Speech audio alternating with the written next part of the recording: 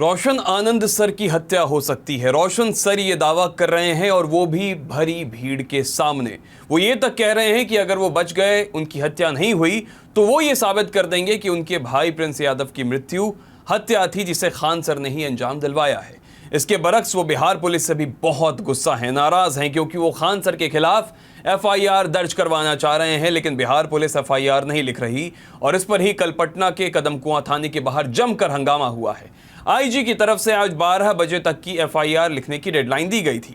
अब वो मयाद भी, डेडलाइन भी खत्म हो गई है। तो अब रोशन आनंद सर क्या आगे करने वाले हैं, उनका अगला कदम क्या होगा, कल रात पुलिस स्टेशन के बाहर क्या क्या हुआ और राजनीति इस पूरे मसले पर कैसे हावी हो रही है। बारंबार प्रणाम, मेरा नाम सूरज कुमार, आप न्यूज़ बेंच देख रहे हैं। भाई प्रिंस यादव का अंतिम संस्कार करने के बाद रोशन सर पटना आ गए थे और इसके बाद वो पटना के कदमकुआं थाने पहुंचे। शाम का वक्त था, थाने के बाहर उस वक्त भीड़ बहुत कम थी। रोशन सर थाने के अंदर गए और कहा कि वो खान सर और कुछ लोगों के खिलाफ एफआईआर दर्ज करवाना चाहते हैं। वो ये दावा कर रहे थे कि खान सर और उनके कुछ करीबियों ने ही उनके भाई की हत्या करवाई है।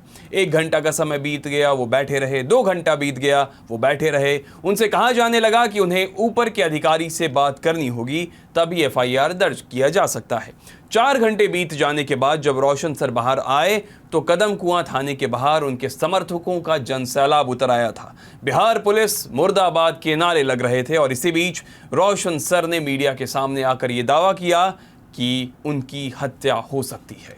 ये पटना पुलिस हमारा एफआईआर दर्ज नहीं कर रहा है, लेकिन हम स्वयं अगर हम जिंदा रहे, एक तो हमारी हत्या हो सकती है, लेकिन अगर हम जिंदा रहे तो हम बिना किसी के सहयोग के हम इस बात को साबित कर देंगे कि हमारे भाई की हत्या फैजल खान के द्वारा और किसान कोल्ड स्टोर के मालिक डॉक्टर RS प्रसाद और कन्हैया कुमार तथा अन्य लोगों ने मिल करके जो है हमारे भाई की हत्या करवाई है। अगर हम जिंदा रहे तो हम इस बात को जरूर साबित कर देंगे।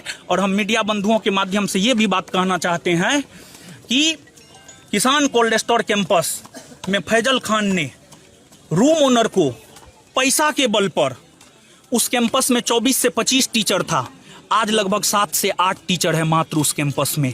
और उस कैंपस में हम भी हैं, और किसान कोल्ड स्टोर का रूम मालिक जो है शिक्षकों पर, उस कैंपस के शिक्षकों पर यह दबाव बना रहा है मीटिंग करके कि आप रोशन आनंद पर एफआईआर कीजिए, नहीं तो आपको इस कैंपस से बाहर कर दिया जाएगा।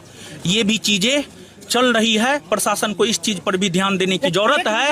और आरओ का सर फेक रिजल्ट का तौर पर वो जो आरओ दिखाया गया है वो फ्रॉड है, वो किसी गवर्नमेंट सर्विस में है भी नहीं, वो फ्रॉड है।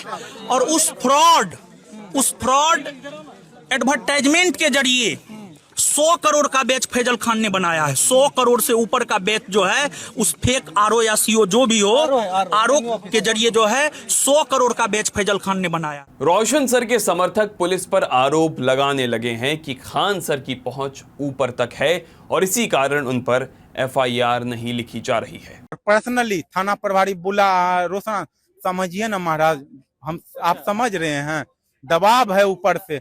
तब जो आईजी सर से मिलने गए, अब क्या हुआ, कॉल आया था आईजी सर का और ये मैटर निश्चित रूप से डीजीपी सर तक भी गए होंगे, लेकिन कोई सुनवाई नहीं। एकदम चाटुकार, नालायक, निर्लज, जो कहना है, जितना गंदी गाली देना दे सकते हैं पुलिस प्रशासन, क्योंकि वो अपना छवि वैसा ही बनाया है। अब इसके बाद मीडिया में जब बात तूल पकड़ने लगी तो आईजी जितेंद्र राणा से रोशन सर की बात हुई और उन्हें कहा गया कि आज यानी 18 जून दोपहर 12 बजे तक एफआईआर लिख दी जाएगी। लेकिन घड़ी की सुई अब 12 पार कर चुकी है, मयाद पूरी हो गई है, लेकिन अब तक खान सर पर एफआईआर दर्ज नहीं हुआ है। अब रोशन आनंद सर धरने के मूड में हैं। उन्होंने साफ साफ कहा था कि मुझे मार दो या फिर खान सर पर एफआईआर करो। इतनी अपील के बाद भी पुलिस खुद की दी गई टाइमलाइन को एक्सीड कर चुकी है। कल रोशन सर जदयू के जो कार्यकारी अध्यक्ष हैं संजय झा, उनसे भी मिले थे। उन्होंने पूरे घटनाक्रम की जानकारी दी थी, साथ ही मामले में निष्पक्ष जांच की मांग रखी थी। इसके बाद सांसद पप्पू यादव का भी बयान इस मुद्दे पर आया है, सुनिए। मैं रोशन जी हाथ जोड़ता, हमारे भाई को मैंने खोया, हमारी संवेदना सबसे ज्यादा वहां पर है। हम लोग न्याय की बात करें कि प्रिंस के साथ न्याय हो, एक उचित जांच हो, हमें संवेदना का ख्याल रखना चाहिए। आज आपके साथ सबका सेंटीमेंट है, कोई भी जाति धर्म नहीं है जो सेंटीमेंट ना हो। इस सेंटीमेंट को जिंदा रहने दीजिए प्लीज। आप राजनीति का हिस्सा मत बनिए। आप एक शिक्षक हैं, मैं हाथ जोड़ता हूं, आप बड़े ज्ञानी हैं, मैं आपके सामने कुछ नहीं हूं, लेकिन एज ए भाई, एज ए परिवार, एज ए बड़े, मैं भीख मांगता हूं आपसे, इन विवाद को आप खत्म करिए। आपको लोग लड़ा रहे हैं, आपका इस्तेमाल कर रहे हैं, इससे समाज पर असर पड़ रहा है। प्लीज समाज के लिए इन मुद्दों को छोड़ दीजिए। रोशन जी, पैर पकड़ता हूं, इस मुद्दों को छोड़ दीजिए और समाज को एस्टेब्लिश होने दीजिए। मैं अपने जाति के यूथ से कहना चाहूंगा, प्लीज इस मुद्दों से दूर होइए और जस्टिस के लिए बात करिए कि प्रिंस को जस्टिस मिले। और लगातार सीबीएसई, नीट, एसएससी के बच्चे आत्महत्या कर रहे हैं, घटना घट रही है, हमें उन मुद्दों को लेकर लड़ाई लड़ने की जरूरत है। अब नेपाल में प्रिंस यादव की मौत पर जो जांच हो रही है उस पर क्या रिपोर्ट है वो भी जान लीजिए। नेपाल पुलिस को पोस्टमार्टम रिपोर्ट मिल चुकी है। ये मौजूदा जो अपडेटेड चीजें हैं वो हम आपको बता रहे हैं, लेकिन जांच एजेंसी अभी किसी नतीजे पर पहुंचने को तैयार नहीं है, क्योंकि मामला बहुत बड़ा हो गया है और इसमें एक छोटी सी गलती भी चीजें खराब कर सकती हैं। इससे पहले रोशन सर ने यह दावा किया था कि एक सुनियोजित तरीके से एक साजिश के तहत उन्हें जेल भिजवाया गया, बाद में उनके भाई की हत्या कर दी गई। ये भी उन्होंने कहा कि उनके खिलाफ आपराधिक सोच के साथ पूरी योजना बनाई गई थी, उन्हें नुकसान पहुंचाने और बर्बाद करने की कोशिश की गई। रोशन सर ने यह भी कहा कि जेल में उन्हें मारने की साजिश रची गई।